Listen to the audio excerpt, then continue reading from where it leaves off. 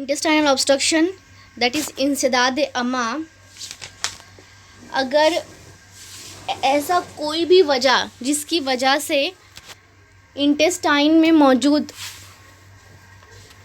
जो कंटेंट है वो अगर आगे ना बढ़ पाएँ, उनके नॉर्मल प्रोग्रेशन में कोई इंटरफेरेंस हो, कोई रुकावट हो, तो ये कंडीशन कहलाती है इंटेस्टाइनल ऑब्स्ट्रक्शन।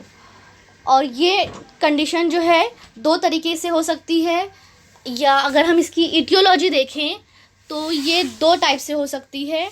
एक मैकेनिकल ऑब्स्ट्रक्शन हो सकता है, दूसरा न्यूरोलॉजिकल ऑब्स्ट्रक्शन हो सकता है। अगर ऑब्स्ट्रक्शन की वजह कोई मैकेनिकल ऑब्स्ट्रक्शन है तो ये कंडीशन कहलाती है डायनामिक ऑब्स्ट्रक्शन। और अगर ऑब्स्ट्रक्शन की वजह कोई न्यूरोलॉजिकल कॉज है जिसकी वजह से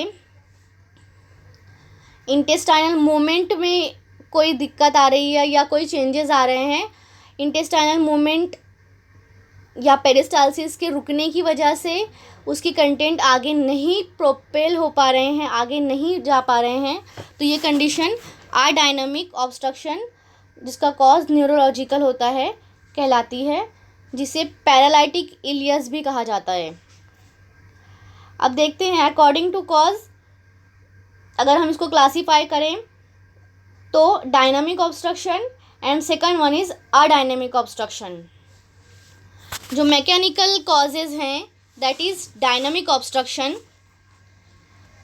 तो इसे हम फर्दर डिवाइड कर सकते हैं इसके कॉजेज़ को in the lumen of bowel, या बावेल वॉल के बाहर आउटसाइड द बावेल वॉल, या फिर बावेल वॉल में कोई ऐसे कॉजेज़ पैदा हों जो ऑब्स्ट्रक्शन कॉज करें। फर्स्ट ऑफ ऑल हम देखेंगे इन द ल्यूमेन।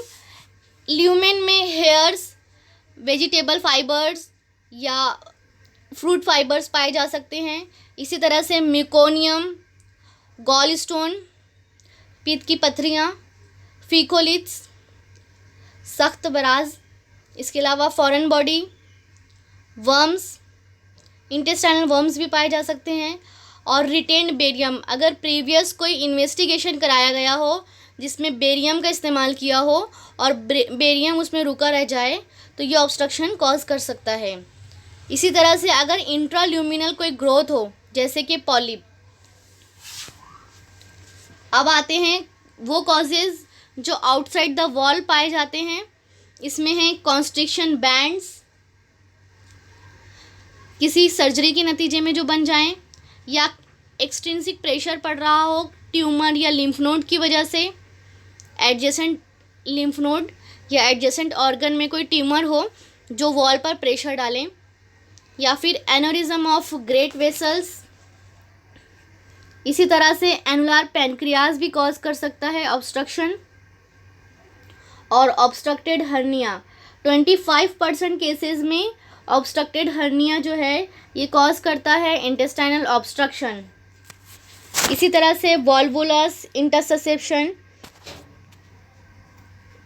ये कंडीशन जो पाई जाती है इन द वॉल, इसमें इंटरसेप्शन हो सकता है, स्टेनोसिस हो सकती है, atresia, stricture, ulcerative colitis, Crohn's disease वगैरह इसमें शामिल हैं। अब आते हैं न्यूरोलॉजिकल कॉजेज़। न्यूरोलॉजिकल कॉजेज़ को दो कैटेगरी में डिवाइड किया गया है। ऐसे कॉजेज़ जो एब्डोमेन से रिलेटेड हैं उसे एब्डोमिनल कॉजेज़ हम कहेंगे, और कुछ आते हैं सिस्टमिक कॉजेज़। तो एब्डोमिनल कॉजेज़ में हैं peritonitis, intestinal obstruction,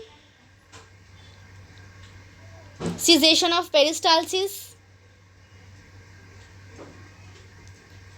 systemic causes हैं electrolyte imbalance, spinal injuries, uraemia, toxaemia.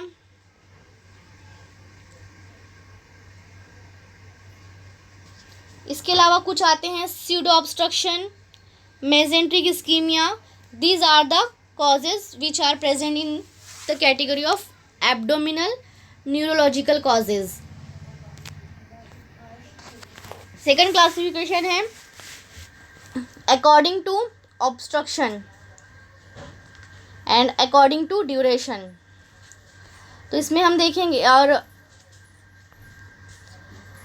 ये दो क्लासिफिकेशन हुई, according to obstruction, according to duration.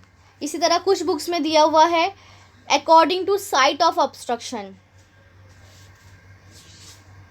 इसमें हम सबसे पहले देखते हैं according to site of obstruction.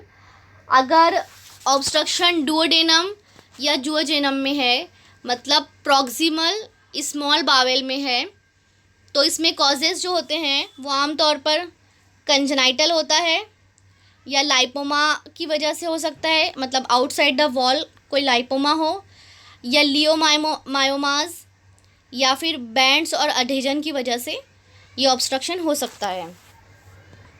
और डुओडेनम और जेजुनम में जो क्लिनिकल फीचर्स होते हैं, इसमें सीवियर वोमिटिंग मिलती है, पेशेंट जो है वो डिहाइड्रेटेड होगा, और डिस्टेंशन मिलता है, सेंट्रल डिस्टेंशन, और इसमें पेशेंट को कॉलिक की एब्डोमिनल पेन होता है. इसमें स्पेशल प्लेन एक्सरे करते हैं तो इसमें वाल्वुलाई कॉन्वेंटेज ये स्पेशल साइन मिलती है. अब सेकंड आता है ileum. Ileum that means distal small bowel. तो इसमें कॉजेज़ जो होते हैं आमतौर पर tuberculosis, malignancy, Crohn's disease, gallstone, hernia, roundworm, congenital हो सकता है. इसी तरह से इसकी क्लिनिकल फीचर्स जो हैं वो सेंट्रल डिस्टेंशन, डिहाइड्रेशन और वोमिटिंग मिलेगी. इसमें कॉलिक की एब्डोमिनल पेन नहीं मिलता. एक्सरे में इसमें हमें कैरेक्टरलेस सेंट्रल फ्लूइड लेवल मिल सकता है. अगर लार्ज बावेल में ऑब्स्ट्रक्शन हो रहा है तो इसके कॉजेज़ हो सकते हैं malignancy, tuberculosis, anorectal malformation, volvulus, congenital megacolon, इसके अलावा बैंड्स. इसके क्लिनिकल फीचर्स हैं, इसमें कॉन्स्टिपेशन अर्ली मिलता है, लेकिन जो वोमिटिंग होती है वो लेट फीचर होता है, और पेन भी लेस होता है इसमें. एक्सरे में हमें डायलिटेशन एंड हॉस्ट्रेशन मिलता है. अब फोर्थ क्लासिफिकेशन है कंजनाइटल और एक्वायर्ड. कंजनाइटल में कॉजेज़ हो सकते हैं anorectal malformation, congenital megacolon, adhesions, duodenal atresia, intestinal atresia, bands and adhesions, malrotation and volvulus neonatum. These are the causes for congenital intestinal obstruction. Now we will see acquired intestinal obstruction. Hernia, this is the commonest cause. Post-operative, then interception, roundworm, gallstones, tuberculosis, malignancy and internal hernias. These are the causes for acquired intestinal obstruction. Now we will see according to the obstruction, that is simple, strangulated or closed loop.